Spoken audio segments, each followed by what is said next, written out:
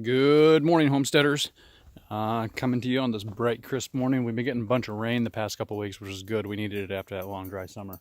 But the temperatures have been consistently dropping into the low 30s and the last two nights into the 20s. So things are a bit crisp, things are frozen, and yeah, winter is coming. So I wanted to share with you something that I had talked about in a previous video that we were looking at doing, and it is a solution to our septic. We have approval for our septic system, which I designed and saved a bunch of money that way, but it's going to be a little bit before we get our septic system put in. And so in the meantime, how are we, where are we going, where are we dumping, all that kind of stuff. Now we have, obviously we have the travel trailer over there, which has a bathroom in it, but the problem with that is you have to be able to dump it somewhere, and we have nowhere to conveniently dump it.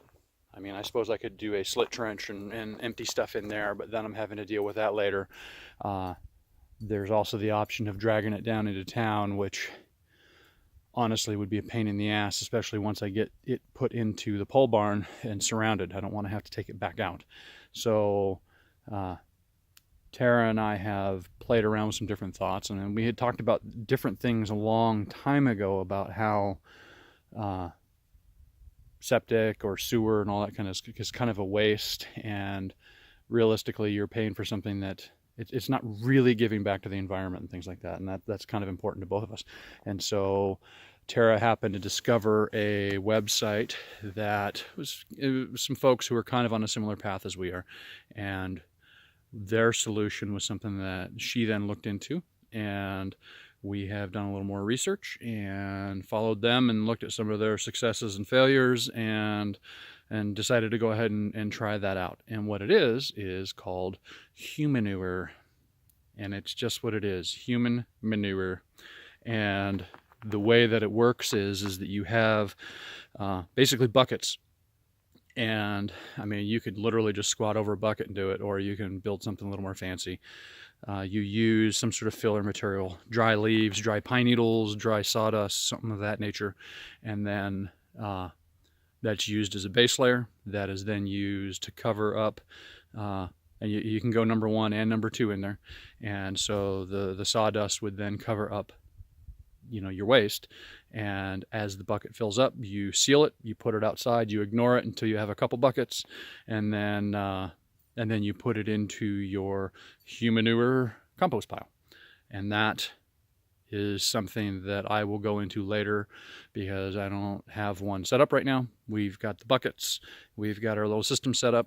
I finished building our little box, our little toilet, and I'm going to show you that.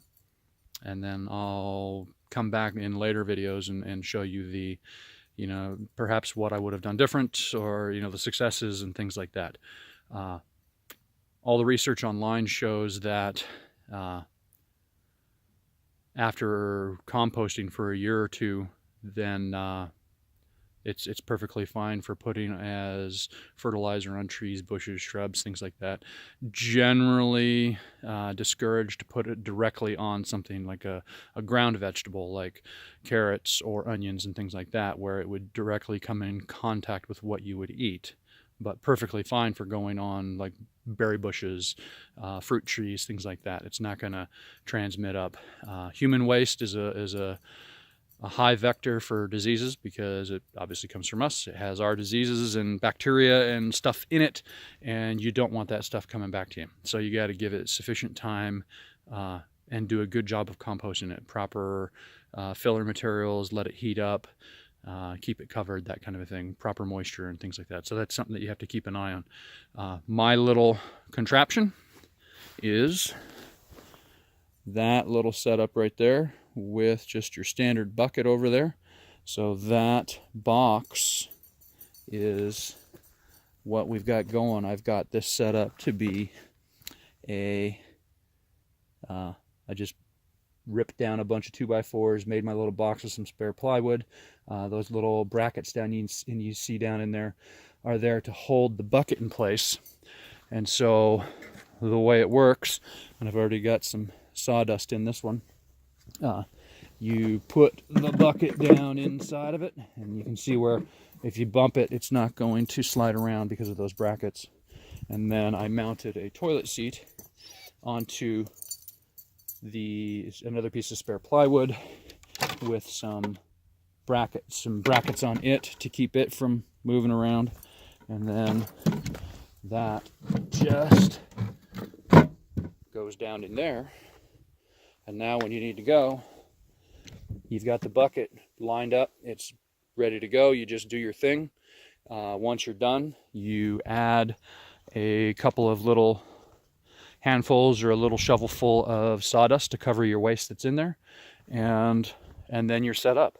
So we have been, up until this point, using a cat hole up in the woods, which at least for we use the trailer toilet for urinating. We don't have an issue with that because I can just slit trench that and that'll drain away. I don't necessarily want to slit trench and drain feces into the slit trench, especially with the amount of digging and stuff I'm still intending on doing. And so, since we set up our tent canopy, I made a little toilet spot in there. And so as you can see over here, we've got our little station.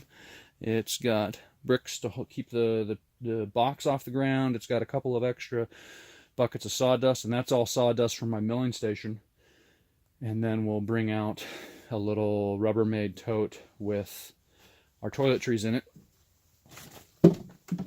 But yeah, so basically just putting, sorry about the close-up there, just putting down the toilet. I'm gonna go get the bucket and the lid, and then our little station will be set up and ready to use, which will be a great improvement over what we've been doing, because we've just been doing the whole camping method, squatting in the woods.